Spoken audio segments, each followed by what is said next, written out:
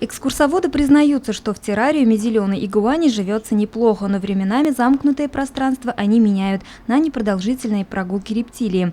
Она активная и подвижная, и при этом ни на кого не нападает, хотя и в пасти имеется множество острых зубов. Несмотря на грозный облик, игуаны среди ящериц самые домашние. Они быстро привыкают к людям, если воспитывать их с самого раннего возраста. Вот так организаторы выставки подробно рассказывают о каждом экзотическом представителе фауны, а их здесь около 30 различных видов. 5-метровый питон, 3-килограммовая лягушка, черепахи, ящерицы, макаки, кролики, карликовые бегемотики и большие крокодилы. Животными из разных точек планеты можно не только любоваться, но и сделать фото на память. Наши впечатления от выставки, самые такие разнообразные, потому что животные, находящиеся на выставке, у нас не обитают. И нам, конечно, интересно посмотреть на них, узнать, чем они питаются, как выглядят.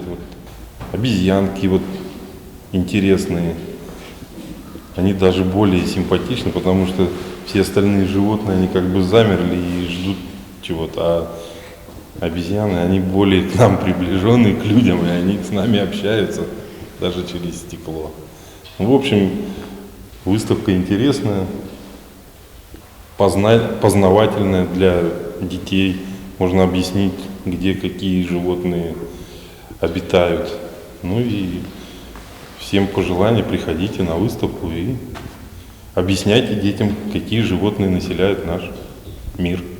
Необычному зоопарку порядка 10 лет, и объездили эти животные уже половину России. В Сибае они впервые. Горожане могут посетить выставку «Зоопарк» ежедневно до 23 ноября с 10 до 19 часов.